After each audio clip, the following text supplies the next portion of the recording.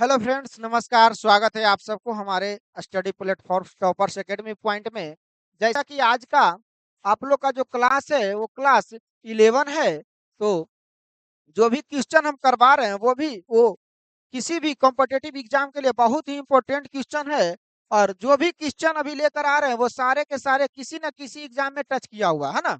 तो देखेंगे आज का जो क्वेश्चन है, बिना समय गवाए फटाफट अंदाज में हम लोग देखेंगे। कह रहा है भारत का सबसे दक्षिणतम बिंदु है ना, कौन सा है? भारत का सबसे दक्षिणतम बिंदु कौन सा है फ्रेंड्स? ऑप्शन है कन्याकुमारी, इंदिरा कौल, कीपिथु या फिर गुहार मोती, है ना। तो क्या है, आप लोग कमेंट बॉक्स में कमेंट करके बताएं। इसका राइट जवाब हो जाएगा option number B, Indira point. क्या होगा? इंदिरा पॉइंट होगा। तो लगातार देखते चलेंगे। आगे का क्वेश्चन करा है लाल रक्त कणिका यानी कि आरबीसी, रेड ब्लड सेल्स का निर्माण शरीर में कहाँ होता है? लाल रक्त कणिका मानव शरीर में कहाँ होता है? ऑप्शन है यकृत, हृदय, अस्थि मज्जा या फिर तिल्ली। लाल रक्त कणिका, आप लोग कमेंट बॉक्स में कमेंट करके जवाब दीजिएगा। लाल रक्त कणिका, इसका राइट जवाब होगा ऑप्शन नंबर सी, अस्थि मज्जा। कहाँ होगा? अस्थि मज्जा होगा। आगे का क्वेश्चन देखिएगा, कह रहा है महात्मा बुद्ध ने अपना अंतिम उपदेश कहाँ दिया था? महात्मा बुद्ध ने अपना अंतिम उपदेश कहाँ दिया था फ्रेंड्स? ऑप्शन है सारनाथ, कुशीनगर, लुम्बिनी या फिर वैशाली। कहाँ दिया था? आप लोग कमेंट करके कमेंट बॉक्स में जवाब दीजिएगा फटाफट। इसका राइट जवाब जाएगा ऑप्शन नंबर बी के पास। महात्मा बुद्ध ने अपना अंतिम उपदेश कुशीनगर में कहाँ दिया था? कुशीनगर में। चलिए नेक्स्ट देखिएगा, पीतल की नगरी किस शहर को कहा जाता है? पीतल की नगरी। ऑप्शन है मुरादाबाद, मिर्जापुर, वाराणसी या फिर अलीगढ़। बड़ा ही लाजवाब सा क्वेश्चन है। कमेंट बॉक्स में कमेंट करके जवाब दीजिए। पीतल की नगरी किस शहर को कहा जाता है? ऑप्शन है मुरादाबाद, मिर्जापुर, वाराणसी या फिर अलीगढ़। इसका राइट जवाब जाएगा ऑप्शन नंबर ए के पास, मुरादाबाद। मुरादाबाद को पीतल की नगरी का सारे के सारे रिपीटेटिव क्वेश्चन है, ठीक है। सारे के सारे किसी न किसी एग्जाम में पूछा हुआ क्वेश्चन है, जो कि एक बार किसी न किसी एग्जाम में पूछा जाता है। तो रिवीजन क्लास है, आप लोग लगातार बने रहिए और कमेंट बॉक्स में कमेंट करके जवाब दीजिए, ठीक है। अगला क्वेश्चन का रहा कंप्यूटर में रैम का पूरा रूप क्या है, यानी कि रैम का फुल फॉर्म पूछ रहा है फ्रेंड्स। रैम का फुल फॉर्म पूछ रहा है। ऑप्शन है read access memory, random access memory, real access memory या फिर रैपिड एसेस मेमोरी। इसका राइट जवाब जो होगा ऑप्शन नंबर बी होगा, रैंडम एक्सेस मेमोरी। ठीक है, क्या होगा? कंप्यूटर में रैम का फुल फॉर्म क्या होगा? रैम का full form random access memory होगा। आगे का क्वेश्चन देखिएगा, भारत का राष्ट्रीय वृक्ष कौन सा है? बड़ा ही नॉर्मल सा क्वेश्चन है, भारत का राष्ट्रीय वृक्ष पूछ रहा है। भारत का राष्ट्रीय वृक्ष, ऑप्शन है नीम, पीपल, बरगद या फिर आम। कमेंट बॉक्स में कमेंट कीजिएगा। इसका राइट जवाब सी के पास जाएगा, ठीक है। बरगद जो है वो भारत का राष्ट्रीय वृक्ष के रूप में जाना जाता है। आगे है विटामिन डी की कमी से वयस्कों में कौन सा रोग होता है? विटामिन डी की कमी से वयस्कों में कौन सा रोग होता है फ्रेंड्स? ऑप्शन है रिकेट्स, ऑस्टियोमलेशिया, एनीमिया या फिर ग्वाइटर। बुजुर्ग में यानी वयस्कों में कौन सा रोग होता है विटामिन डी की कमी के कारण? इसका राइट जवाब होगा ऑप्शन नंबर बी, ऑस्टियोमलेशिया, है ना। विटामिन डी के कमी से रिकेट्स भी होता है, लेकिन वयस्कों में पूछा है तो ऑस्टियोमलेशिया होगा, ठीक है।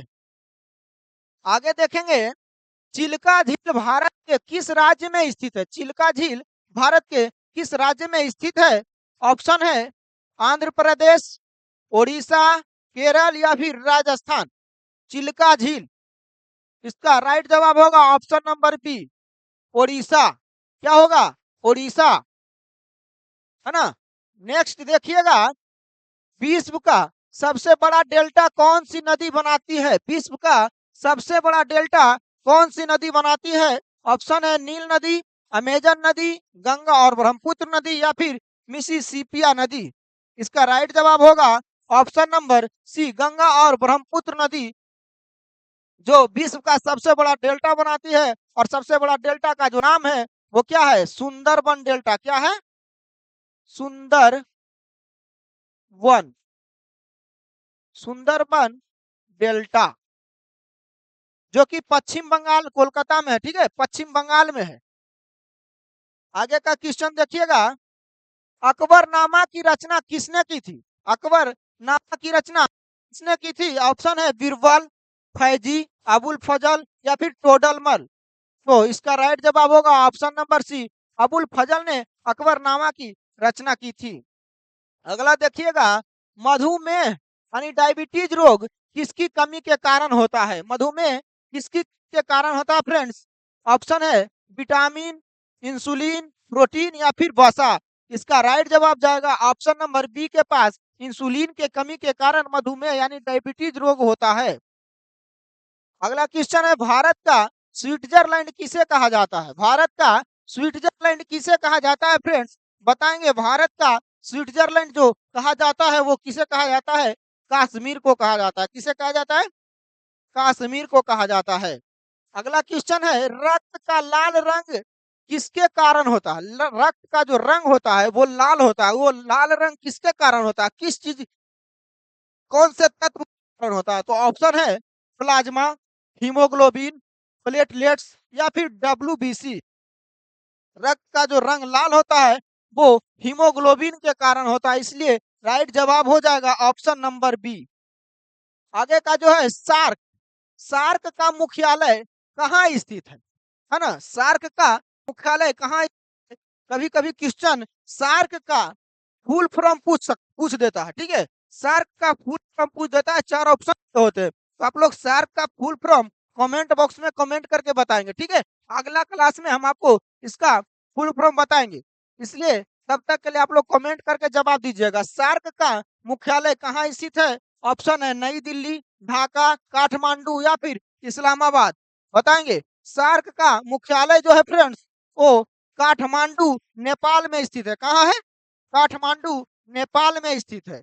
अगला क्वेश्चन है, खट्टे फलों में कौन सा एसिड पाया जाता है? खट्टे फलों में कौन सा एसिड पाया जाता है फ्रेंड्स? ऑप्शन है acetic acid, tartaric acid, citric acid या फिर लैक्टिक एसिड। बताइए, खट्टे फलों में कौन सा एसिड पाया जाता है? इसका राइट जवाब होगा option number C, citric acid खट्टे फलों में पाया जाता है, यानी कि साइट्रिक अम्ल पाया जाता है। आगे देखिएगा, भारत का सर्वोच्च सैन्य सम्मान कौन सा है? भारत का सर्वोच्च सैन्य सम्मान कौन सा है? ऑप्शन है भारत रत्न, महावीर चक्र, परमवीर चक्र या फिर अशोक चक्र। भारत का सैन्य सम्मान सर्वोच्च जो होगा ऑप्शन नंबर सी होगा, यानी कि परमवीर चक्र हो जाएगा। अगला देखेंगे, विश्व एड्स दिवस कब मनाया जाता है ना? विश्व एड्स दिवस कब मनाया जाता है? ऑप्शन है 1 नवंबर, 1 दिसंबर, 10 दिसंबर या फिर 10 जनवरी। इसका राइट जवाब होगा 1 दिसंबर होगा, 1 दिसंबर। और 1 दिसंबर एड्स दिवस और 2 दिसंबर को कंप्यूटर दिवस। ठीक है, 2 दिसंबर को क्या होगा? कंप्यूटर दिवस।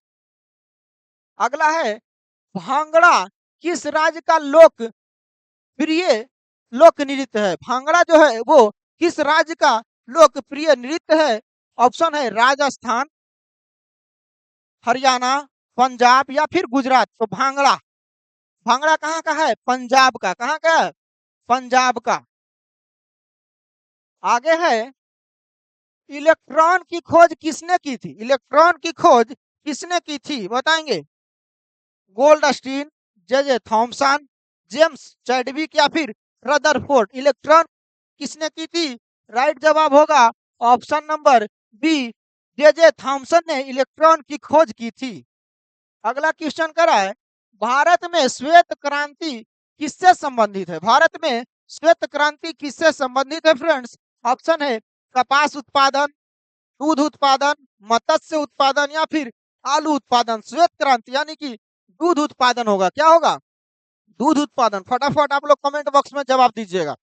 आगे का क्वेश्चन करा है, काजीरंगा किसके लिए जाना जाता है? काजीरंगा किसके लिए जाना जाता है? ऑप्शन है बाघों के लिए, पक्षियों के लिए, एक सींग वाले गैंडा के लिए या फिर हाथियों के लिए।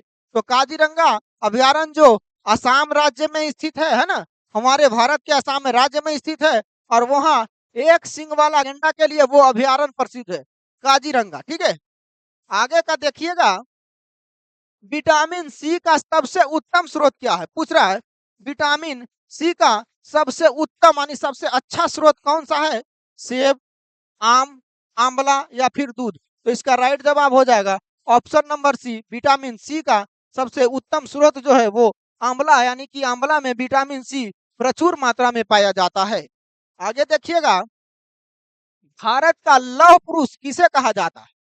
भारत का लौह पुरुष किसे कहा जाता है?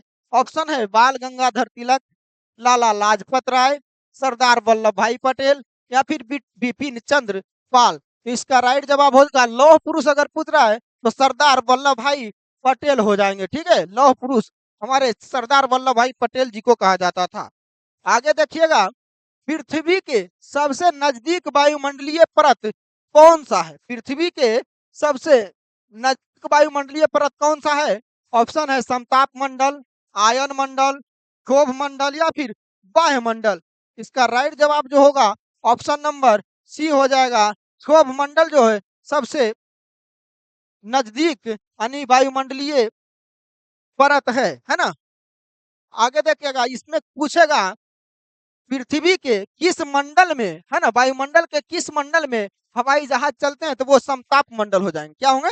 समताप मंडल हो जाएंगे। अगला देखिएगा, भारत में स्वतंत्रता के बाद पहली जनगणना किस वर्ष हुई थी? भारत में स्वतंत्रता के बाद पहली जनगणना कब हुई थी फ्रेंड्स? तो वो 1951 ईस्वी में हुई थी, है ना। तो इसी प्रकार लगातार आप लोग जुड़े रहिए और लगातार रिवीजन क्लास करने के लिए हमारे स्टडी प्लेटफॉर्म्स को लाइक, शेयर और सब्सक्राइब कीजिए और मिलते हैं नेक्स्ट क्लास में। तब तक के लिए धन्यवाद।